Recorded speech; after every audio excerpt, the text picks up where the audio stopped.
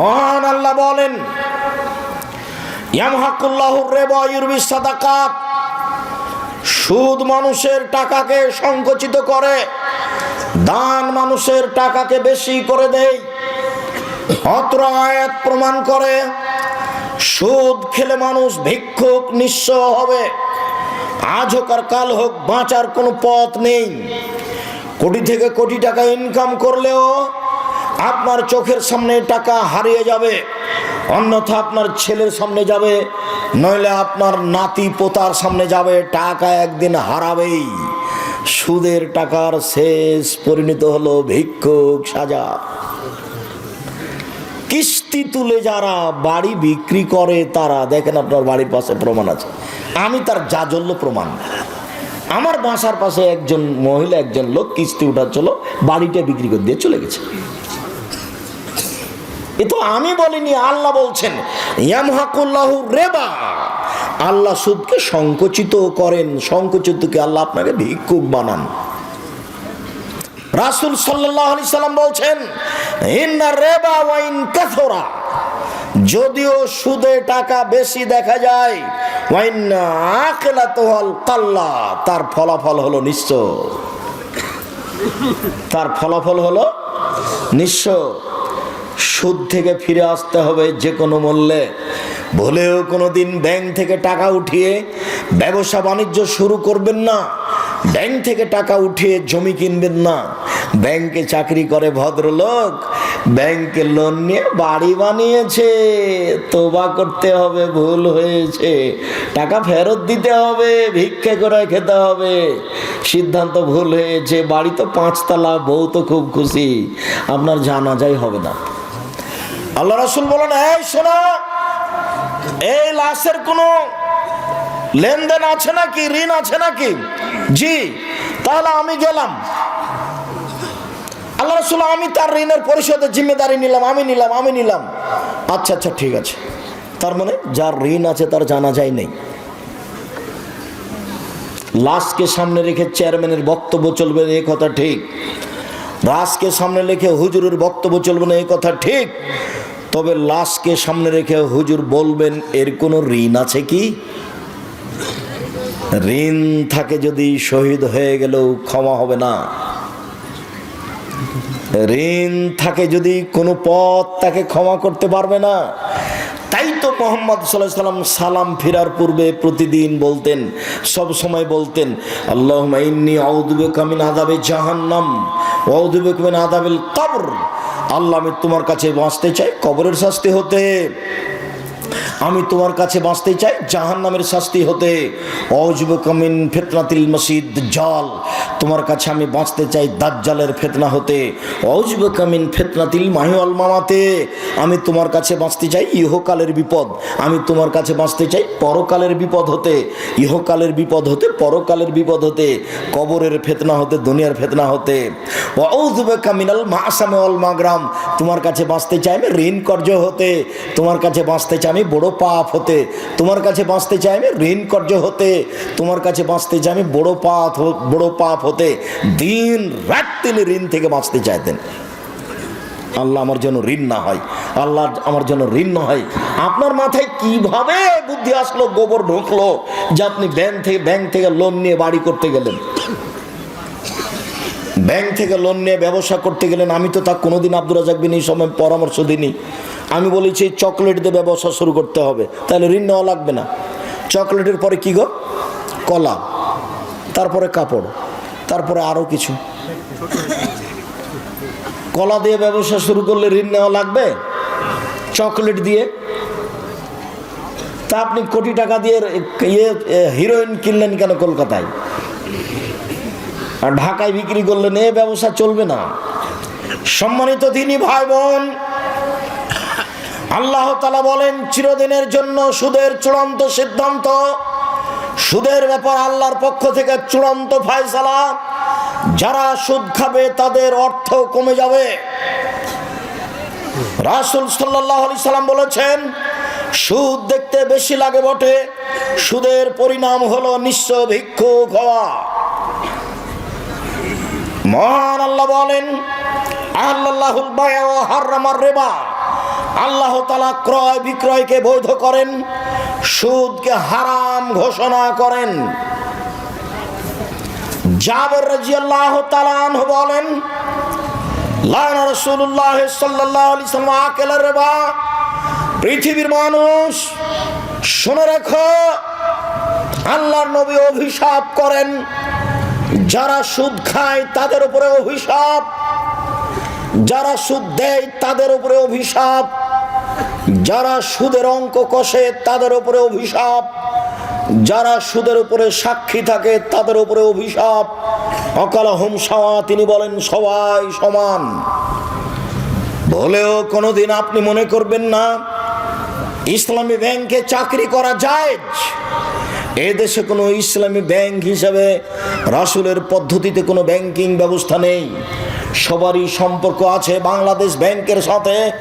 অতএব কে 100% নিখুঁতভাবে ব্যবসা করছে এই কথা বলতে পারে না। আরো অবাক কথা যে আমি 5 লক্ষ টাকা 10 লক্ষ টাকা রেখেছি ব্যাংকে, প্রতি মাসে আমাকে 1 লক্ষতে 1000 করে টাকা দেয়।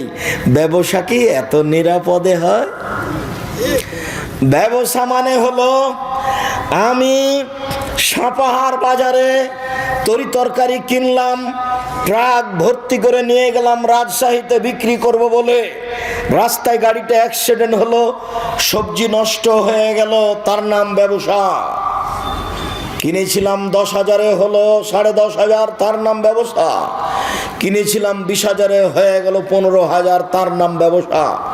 আরে নিরাপদে প্রতি মাসে আমার জন্য 10 লক্ষতে 10,000, 10 লক্ষতে 10,000, 10 লক্ষ। ধর্ম পাগল হয়ে গেছে। धर्म राजशाही चांपाइनबाबगंज हवाई लड्डू, दोनों हाथ में लड्डू है, जो चाहे उसको खा ले, जो चाहे उसको छोड़ दे। ভুল হিসাব ব্যবসায় তো নিরাপদ হতে পারে না। অতএব এই দেশের মাটিতে ব্যাংকিং ব্যবস্থায় চাকরি করে পয়সা উপার্জন বৈধ হবে এ কথা অসম্ভব। এদেশে এমন কোন এনজিও নেই যে এনজিওতে চাকরি করে সেই পয়সা দিয়ে চাউল কিনে ভাত খেয়ে ইবাদত কবুল হতে পারে। ভুল হিসাব। হুজুর যা বলেছেন তা ভুল বলেছেন। এদেশে যে সন্দেহযুক্ত ব্যবসা আছে সেই সন্দেহযুক্ত ব্যবসা ছেড়ে দিয়ে জীবিকা নির্বাহ করতে হবে। বেশি দিন বেঁচে বেশি পয়সা অবৈধভাবে উপার্জন করার চেষ্টা করিয়েন না, যেহেতু এক সময় যেতেই হবে পৃথিবী ছেড়ে। কাজে এত কিছু হিসাব করা ঠিক হবে না। এই ছেলে, আচ্ছা তোমার আব্বার কথা বলি, তোমাকে বাদ দিলাম, তোমার বাপ বেশি কষ্ট পাবে তো সেই জন্য। তো এখন তো সব জমি কেয়ার হয়ে গেছে। চাঁপাইনবাবগঞ্জে দিয়াড়ে জমি তো কেয়ার ছিল না, তো ধান জমি মেপে ধান বোনা হতো, জমি মেপে ধান কাটা হতো। তো এখন তোমার বাপ ফাঁড়ি দিচ্ছে, ফাঁড়ি বুঝো ফাঁড়ি, তো সামনে একটা ধানের থোপ পড়েছে, এটা তোমার বাপ কোন দিকে করবে? তোমার বাপ কোন দিকে করেছে জিজ্ঞাসা করি। মানে জাহান্নাম চলে গেছে, তাহাজ্জুদ দিয়ে হবে না। বাপ একটা বুদ্ধি করো, আল্লাহ কিভাবে কি করেছে এখন তো হিসাব দিতে পারবো না। তো যাক 10,000, 20,000, 50,000 টাকা জামিয়া সালাফে বাইতুল হাম জামে মসজিদে দিয়ে দিলাম, আল্লাহ তুমি বাঁচা। পথ সহজ একটা হতে পারে, নিরুপায় এই পথটা অবলম্বন করা যেতে পারে। 10-এর পয়সা ক্ষমা হওয়ার কোনো পথ নেই, আর একজনের হক ক্ষমা হওয়ার কোনো পথ এভাবে নেই। তার কাছে ক্ষমা নিতে হবে, ধান ফেরত দিতে হবে, না হলে একটা পথ অবলম্বন করলে হতে পারে পথ। আল্লাহ আলাম। সম্মানিত দিনী ভাই বোন, যত পথ আছে সুদের সব পথ বন্ধ। আব্দুল্লাহ ইবনে হানজালা গাসিল রাদিয়াল্লাহু তাআলা আনহু বলেন, রাসূল সাল্লাল্লাহু আলাইহি সাল্লাম বলেছেন, দিরহাম রিবা ইয়াকুলু রাজুলু ইয়ালাম আসাদ বিন সিত্তাত সালাসিনা জিনিয়া। কেউ যদি জেনে শুনে 1 টাকা সুদ খায়, 36 বার জেনা করে যত পাপ হবে, 1 টাকা সুদ খেলে তার চেয়ে বেশি পাপ হবে। সম্মানিত দিনী ভাই বোন, পাপের চেয়ে বড় আছে, তবে ভাষা এত কঠিন নেই। পাপের চেয়ে বড় আছে, তবে ভাষা এর চেয়ে কঠিন নেই। এই ছেলে, ওই যে তোমার পাশ থেকে, ওই যে আপনার পাশ থেকে লোকটা বা ছেলেটা উঠে চলে যাচ্ছে, আপনি নিষেধ করেন না? আমি তো বেশি ক্লান্ত, আমি তো এখান থেকে বের হয়ে লক্ষ্মীপুর যাব, নোয়াখালী প্রতিষ্ঠানে উঠব। আমি তো এসেছি সাতক্ষীরা থেকে,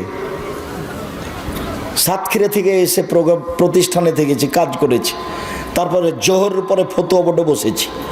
আপনাদের মাসিক আল ইতেসামের ফতুয়া বোর্ড হয় প্রতি মাসে।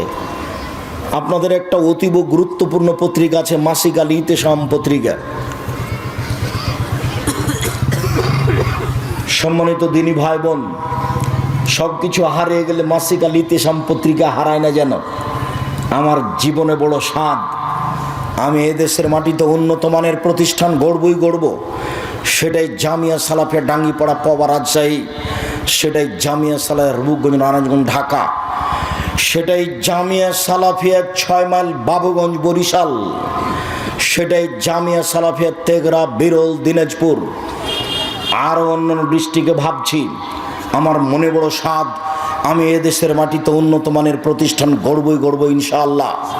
আমার কাছে টাকা পয়সা থাক আর না থাক, আমার কাছে টাকা নাই এ কথাও সত্য, এখানে প্রতিষ্ঠান গড়বে এ কথাও সত্য, ইনশাআল্লাহ গড়বেই গড়বে। জামিয়া সালাফিয়া ডাঙ্গিপাড়া পবা রাজশাহীর বাইতুল হাম জামে মসজিদে এখন পর্যন্ত খরচ হয়েছে প্রায় 10 কোটি টাকা। তা আমি তো 10 টাকারও মালিক নই। 90% জমির উপরে মসজিদ, প্রায় 20 বিঘে জমির উপরে এই প্রতিষ্ঠান।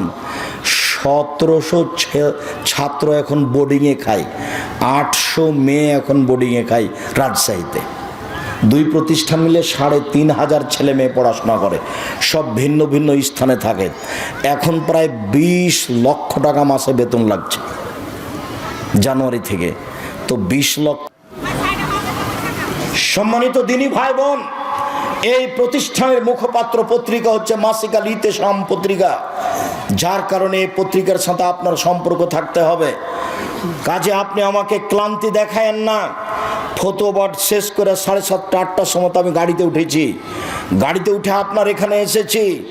আমি আপনার সামনে এখন কথা বলছি, কথা বলে আমি ঢাকা জামিয়া সালাফিয়া হয়ে আমি যাব লক্ষ্মীপুর নোয়াখালী, সেখানে প্রোগ্রাম করে ফিরে জুমার খুতবা দিব কুমিল্লা ইনশাআল্লাহ। কুমিল্লা থেকে খুতবার পরে আমি যাব ব্রাহ্মণবাড়িয়া, বিবাড়িয়া ব্রাহ্মণবাড়িয়া, ওখানে প্রোগ্রাম শেষে আমি যাব সিলেট মৌলিবাজার ইনশাআল্লাহ। সিলেট মৌলিবাজার হয়ে বিমান হয়ে ঢাকা হয়ে সৈয়দপুর হয়ে দিনাজপুরে প্রোগ্রাম করে রাজশাহী ফিরবো, এই মর্মে বের হয়েছি। আপনি যদি বলেন আব্দুর রাজাক সাহেব আমি আপনার চেয়ে ক্লান্ত, তাহলে কি এটা চলবে? দয়া করে আমাকে কাজ দেখায় না কিছুক্ষণ। সম্মানিত দিনী ভাই বোন, আর আপোষে কোনো কথা বলবেন না, আপনাকে বলছি।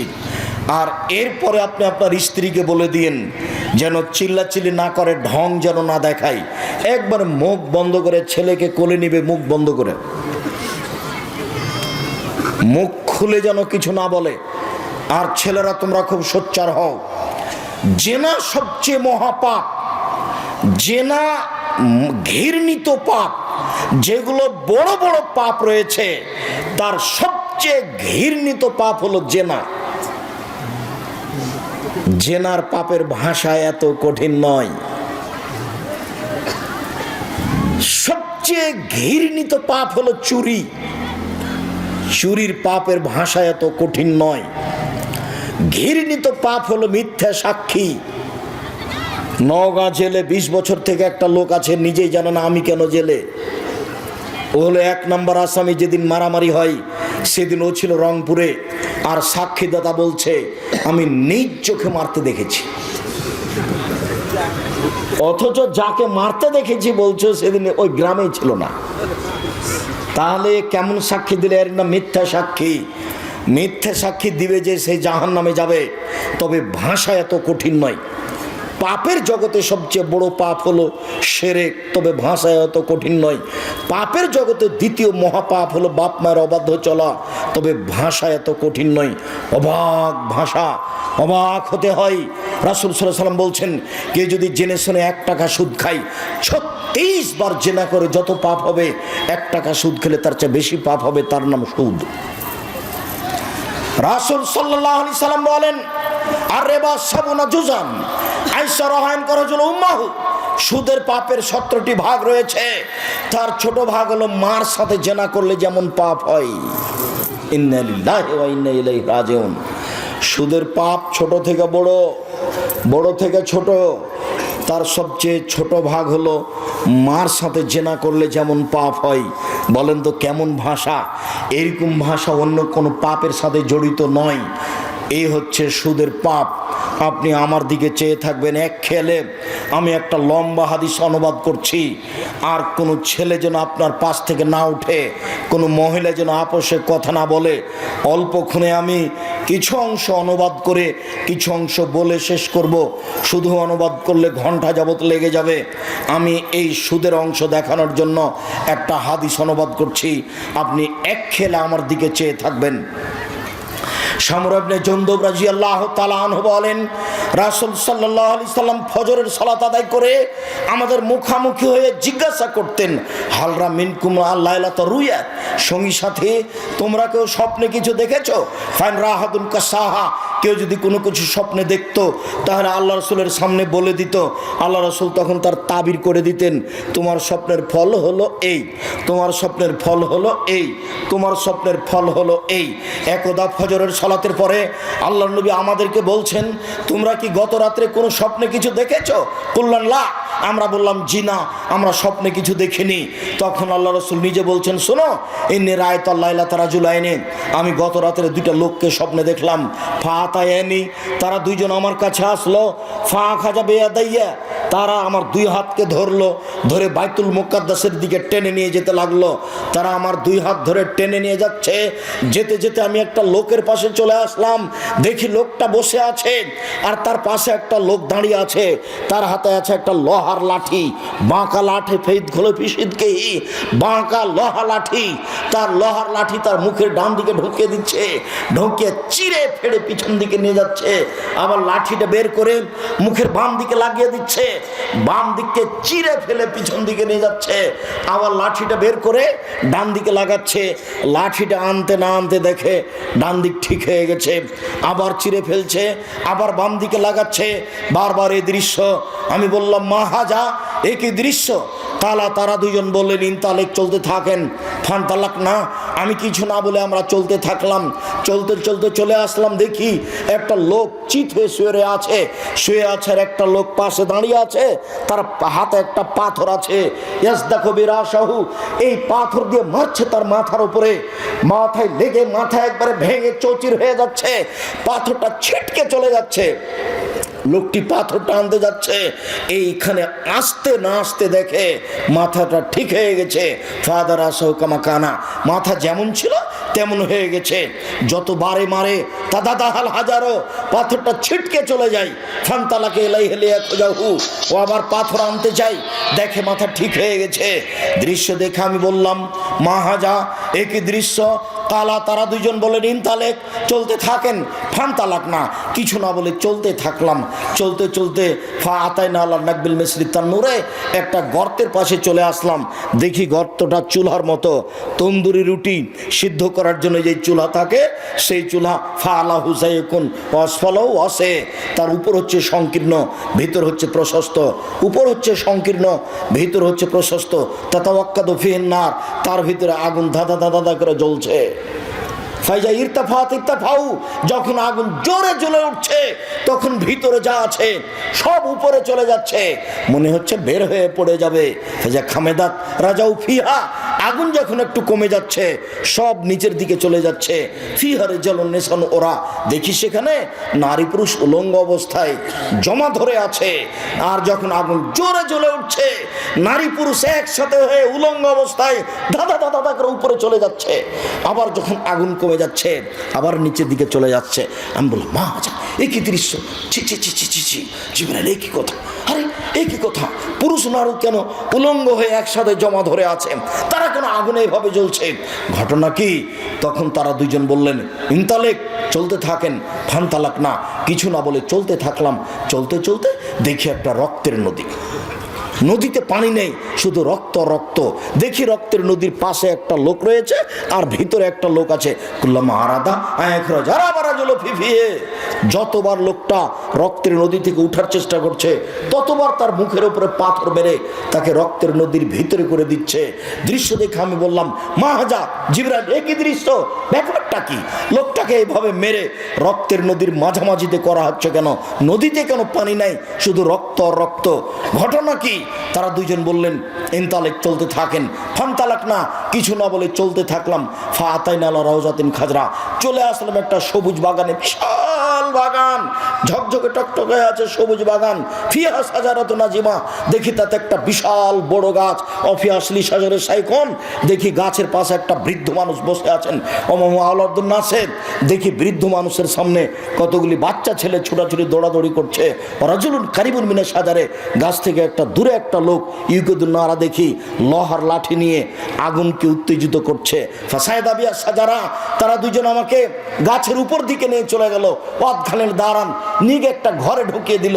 মারায় তো হাসানা কাত্ত, আমার জীবনে এত সুন্দর টকটকে ঝকঝকে ঘর জীবনে কোনোদিন দেখিনি। সেই ঘরের ভিতরে দেখি যুবক যুবতী বৃদ্ধ ছেলে মেয়ে সব ভর্তি। ফাখরাজানি মিনহা, তারা দুজন আমাকে সে ঘর থেকে বের করে নিল, আরো উপরে নিয়ে চলে গেল, আরো উপরে নিয়ে গিয়ে একটা ঘরে ঢুকিয়ে দিল। হে হাসান আফজাল মিনহা, আরে পরের ঘরটা আগের ঘরের চেয়ে অনেক অনেক অনেক উত্তম, অনেক সুন্দর। কি আর আমি বিবরণ দিই? আমি দেখি সেখানে যুবক আর বৃদ্ধ মানুষ আছে, মহিলা নেই, ছেলে মেয়ে নেই, এটা দেখতে পায় না। শুধু দেখলাম যুবক আর বৃদ্ধ মানুষ। আমি তাদের দুজনকে বললাম আখবিরিনা মা রাআইতু, শোনো, আমি যা কিছু দেখেছি আমাকে বলে দাও, আমি এগুলো কি দেখলাম। কালা নাম, তারা দুজন বলল জি হ্যাঁ, আপনাকে সব বলে দিচ্ছি। এবার আপনি আরো সতর্কতার সাথে এক খেলে চেয়ে থাকবেন। এই ছেলে, কারো গায়ে হাত রাখো না, রেডি হও। তোমাকে আমি বিরক্ত করতে আসিনি, তোমার বিরক্তির আগে আমরা আলোচনা শেষ করব। যেহেতু এখন সব দৃশ্যগুলি যেগুলো তিনি দেখলেন তার বিবরণ দেওয়া হবে। এক খেয়ালে চেয়ে তখন হাদিস বুখারী, সন্দেহের কিছু নেই। ওই যে আপনি দেখলেন যার মুখের পাশ দিয়ে লোহার লাঠি, বাঁকা লাঠি ঢুকিয়ে মুখ চিরে ফেলা হচ্ছে, রাজুলুন কাযযাব, ও হলো মিথ্যুক, মিথ্যে কথা বলতো। আজকে দোকানে বসে কটা মিথ্যে কথা বলেছেন? এই ছেলে, তুমি তো খুব ছোটাছুটি করো, মিছিল বের করো, তোমার মাথায় কিছু আছে? তোমাকেও খেতে দিবে? মানুষের বাড়িতে কাজ করে খাও, মানুষের পিছনে পড়িও না। পৃথিবী অনেক বড়, দেখো, মিথ্যে কথা ত্যাগ করো, বাকি আর কোনোদিন মুখ দিয়ে মিথ্যে কথা বলবো না। এ দেখো, আল্লাহ রসুল বলছেন এইভাবে তার মুখ চিরে ফেলা হবে বিচারের দিন পর্যন্ত। বারবার মুখকে চিরে ফেলা হবে ওর যে মিথ্যে কথা বলে। তারপর ওই যে দেখলেন একটা লোক চিত হয়ে শুয়ে আছে, পাশ থেকে পাথর দিয়ে তার মাথাকে ভেঙে ফেলে দেওয়া হচ্ছে। ফারাজুলুন আলেম, উনি হচ্ছেন হুজুর মানুষ। বক্তা হলে আরো কঠিন, হুজুর হলেই কঠিন, বক্তা আরো কঠিন। আব্দুর রাজ্জাক সাহেব, বক্তা কেন কঠিন এটা একটু বলবেন? হ্যাঁ হ্যাঁ, সেটা আপনার জানা আছে। ওই যে আল্লাহ রাসূলকে একবার জিবরাইল উপরে নিয়ে যাচ্ছিলেন, দেখলেন যে কতগুলো লোকের ঠোঁট জিভাকে আগুনের কাঁচি দিয়ে কেটে দেওয়া হচ্ছে। জিভাকে আগুনের কাঁচি দিয়ে কেটে দেয়, বিশাল কথা তো। আগুনের কাঁচি জিভাকে কেটে দেওয়া হচ্ছে। তা আল্লাহ রাসূল তো দেখে অবাক। জিবরাইল বলে এ কি কথা? আরে মানুষের জিভাকে কেটে দেওয়া হচ্ছে কেন? মানে হলে এরা কারা? তখন জিবরাইল বলছেন হাউলায়ে খুতবাউ মিন উম্মাতিক, এগুলো আপনার উম্মতের বক্তা। আমি বলেছি শতকরা 95 জন বক্তা মিথ্যুক, তবে আমি বলিনি ইনি মিথ্যুক, এ কথা আমি বলিনি। আমি বলেছি শতকরা 98 জন মুফাসসির মিথ্যুক, তবে আমি বলিনি ইনি মিথ্যুক। তোমার যদি সাহস হয় যে আমার মুফাসসির মিথ্যা কথা বলে না, তাহলে তুমি পেশ করতে পারো, আমি তোমাকে কথায় কথায় দেখাবো। শোনো, দিন রাত দেখালাম, ওই তো তাবিজের কথা নকশা করা আছে, আর মানুষের বানানো দোয়া ও খাতমিল কোরআন শরীফ খতমের দোয়া আমি কিয়ামত পর্যন্ত সময় দিয়েছি। আরও সময় দিয়েছি। বর্তমানে এসে যদি 3 ফুট পর পর দাঁড়ানো প্রমাণ হয়ে যায়, তা আমি আব্দুর রাজ্জাক বিন ইউসুফ আর কোনোদিন বক্তব্য দেব না। আজ থেকে নিয়ে কিয়ামত পর্যন্ত যদি কাবা ঘরে প্রতিদিন 3 ফুট পর পর দাঁড়ায়, তবুও হবে না। মুহাম্মদ সাল্লাল্লাহু আলাইহি সাল্লামকে আবার পৃথিবীতে আসতে হবে, এসে বলতে হবে পৃথিবীর মানুষ আমি মুহাম্মদ বলছি তোমরা 3 ফুট পর পর দাঁড়াও। সেদিন হতে পারে, তাছাড়া হবে না। যেহেতু মুহাম্মদ সাল্লাল্লাহু আলাইহি সাল্লাম কিয়ামত পর্যন্ত আর কোনোদিন আসবেন না, এই সিদ্ধান্তের কোনোদিন পরিবর্তনও হবে না। মসজিদে মরে যাওয়া ভালো, মাঠে মরার চেয়ে কোথায় মরবো? মসজিদেই মরি। আরে সুলিও হয়নি, ফাঁসিও হয়নি। ইংরেজ সরকার আলেম ওলামাকে ধরে ফাঁসি দিত, আর ছেলে মেয়েকে বাড়ি থেকে বের করে দিয়ে বাড়িতে আগুন লাগিয়ে দিত। এটা হলো ইংরেজদের সিদ্ধান্ত। লোকটাকে কি করেছে? মাওলানা সাহেবকে ধরে কি করেছে? ফাঁসি দিয়ে দিয়েছে। আর স্ত্রী ছেলে মেয়েকে কি করেছে? বাড়ি থেকে বের করে দিয়েছে। তারপর বাড়িটাকে কি করেছে? আগুন দিয়ে জ্বালিয়ে দিয়েছে। তো ওই বেশি মাজলুম না আপনি? আপনার সুলিও হলো না, ফাঁসিও হলো না, আর আপনি বলেন বেশি মানুষ আসবে না, বেশি মানুষ আসবে না 3 ফুট পর পর। আর আপনি একটা মসজিদের সর্দার সভাপতি, দাড়ি ছোট করা চাচা আছে, আর আপনি বলছেন বেটা 3 ফুট পর পর দাগ দাও, 3 ফুট পর পর দাগ দাও, দিয়ে লাল কালি দিয়ে দাগ দিলে দিন 3 ফুট পর পর। ও দাড়ি চাচা, সভাপতি, সেক্রেটারি। আমি আব্দুর রাজ্জাক বিন ইউসুফ আপনাকে সভাপতিও করিনি, সেক্রেটারিও করিনি, করবো না। আর আপনাকে আমি হিসাব করে আমার জীবনে কোনোদিন কথা বলিনি, বলবো না। পয়সা নিয়ে আমাকে বক্তব্য দিতে হবে এটা না। কালকে আমি সাতক্ষীরা থেকে এসেছি, 1 পয়সা দেয়নি, 1 পয়সা নয়। তো সাতক্ষীরাতে তো গাড়িটা এমনি আসবে না নাকি? এমনি আসবে? এরকম কতদিন আছে, কতদিন আছে। একবারে দিনাজপুর থেকে এসেছি, সে একবারে শেষ প্রান্ত, 1 পয়সা দেয়নি। পরীক্ষা করে দেখছে, দেখি কি হয়। আর এ তো সাপাহার, এটা তো নওগাঁ, এটা তো হিসাবই নাই। আর পিছন থেকে একজন বলছে যে এই মাঠে নাকি কম টাকা দিয়েছে, সেই জন্য নাকি আসছেন না। আমি কখন এসেছি এটা আমার মনে নাই, আল্লাহ মাফ করো। শোনো এই ছেলে, শোনো, আমার উপরে কোনো মন্তব্য করো না, না জেনে। তোমার মন্তব্য হয়ে যাবে, মন্তব্য হয়ে যায় হিংসা করে। ভুলেও কোনোদিন কারো পাল্লাতে পড়ে অন্তত আমি আব্দুর রাজ্জাক বিন ইউসুফ, আমার উপরে কোনো মন্তব্য করো না। আল্লাহর কসম, আল্লাহর কসম, আমি আমার জীবনে কোনোদিন স্বার্থ নিয়ে একটা পা ফেলেছি তা আমার মনে নেই। কেউ যদি আমার সামনে প্রমাণ করে দিতে পারে যে আব্দুর রাজ্জাক সাহেব একদিন আমার কাছে পথ খরচ পাথেও চেয়েছিল, তাহলে আমি আর কোনোদিন বক্তব্য দেব না। আচ্ছা, টাকা কম দিয়েছিল সেই জন্য অনেক দিন পরে আসলাম, এটাই হলো। কিন্তু পাথেও চেয়েছিলাম কি? এটা কি তুমি বলতে পারো? যখন আমার হাতে টাকা দিয়েছিলে তখন আমার মুখখানটা একটু কালো কালো, কেমন কেমন দেখলে, এরকম মনে হয় কি? তাহলে তাহলে তুমি যা বলেছ সব অপবাদ। তুমি নিজেও গেছো খামাখা আর হিংসা করে আরেকজনের পাল্লায় পড়ে কি করেছো তুমি? কত মানুষ আমার কাছে যেখানে সেখানে ক্ষমা চাই, মোবাইলে ক্ষমা চাই, সাক্ষাৎ হলে ক্ষমা চাই। আচ্ছা ঠিক আছে, আপনি বললেন যথেষ্ট, আল্লাহ আপনাকে মাফ করুন।